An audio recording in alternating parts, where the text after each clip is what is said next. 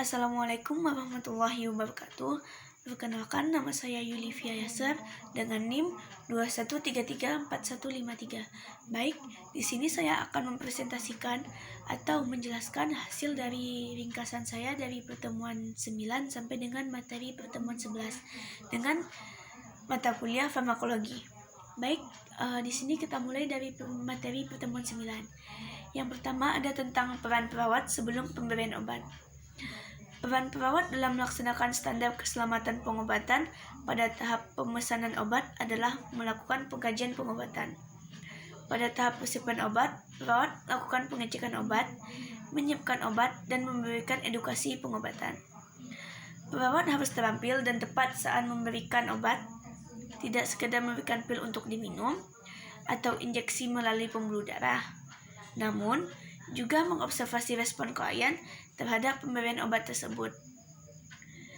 Pengetahuan tentang manfaat dan efek samping obat sangat penting dimiliki oleh seorang perawat.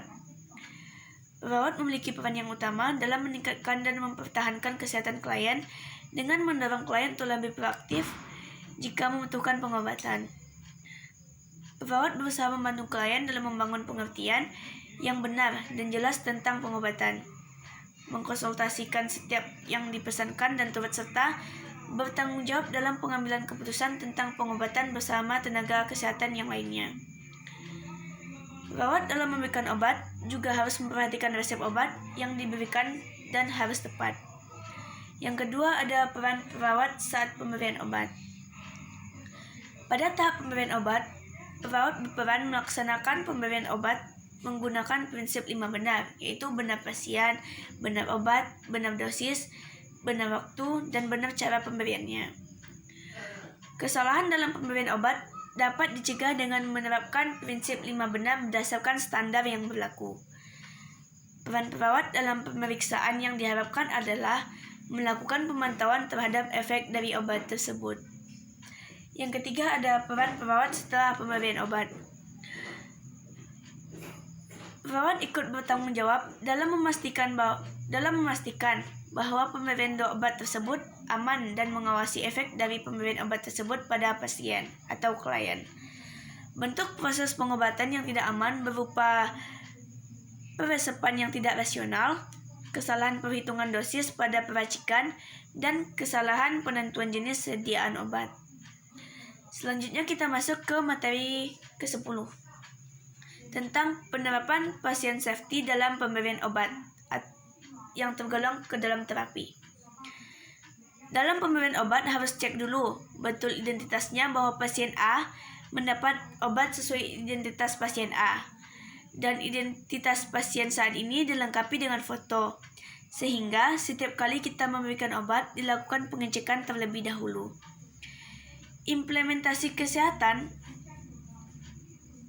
Implementasi keselamatan memberikan ini menunjukkan bahwa perawat dan tenaga kesehatan bekerja sesuai dengan standar dan SPO yang ada.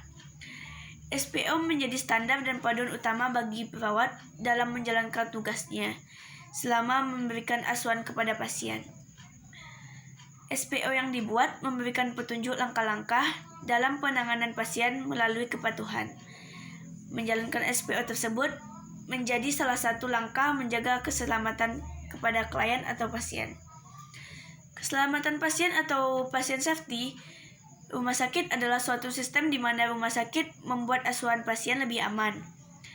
Sistem tersebut meliputi asesmen risiko, identifikasi, dan pengelolaan hal yang berhubungan dengan risiko pasien, pelaporan dan analisis insiden, kemampuan belajar dan insiden dan tidak lanjutnya, serta implementasi solusi untuk meminimalkan timbulnya risiko.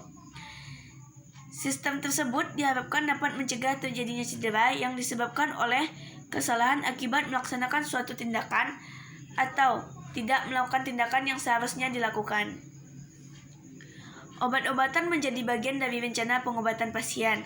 Manajemen rumah sakit harus berperan secara kritis untuk memastikan keselamatan pasien.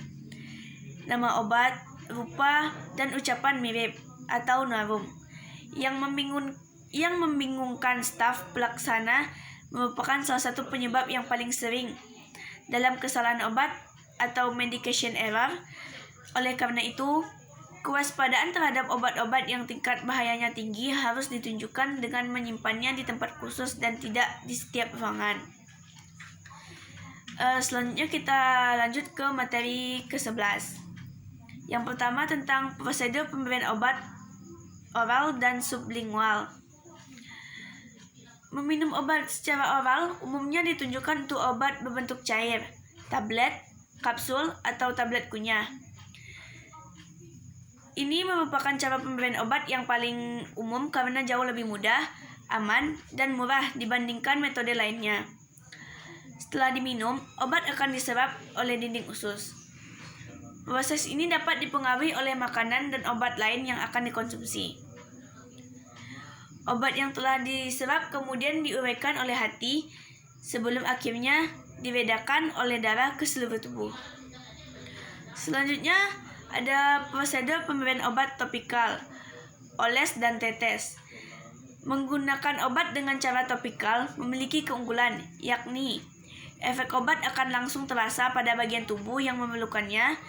Risiko efek sampingnya pun lebih kecil karena obat-obatan tidak melalui area tubuh lainnya secara langsung.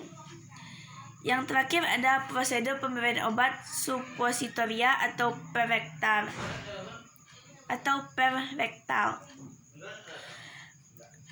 Suppositoria merupakan jenis obat-obatan yang dimasukkan melalui dubur.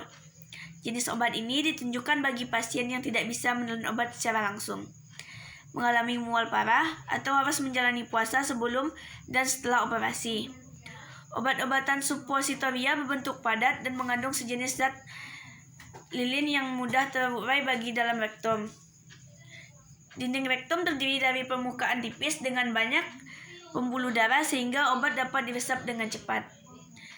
Sekian presentasi atau penjelasan dari saya. Atau lebih dan terkurang mohon maaf. Assalamualaikum warahmatullahi wabarakatuh.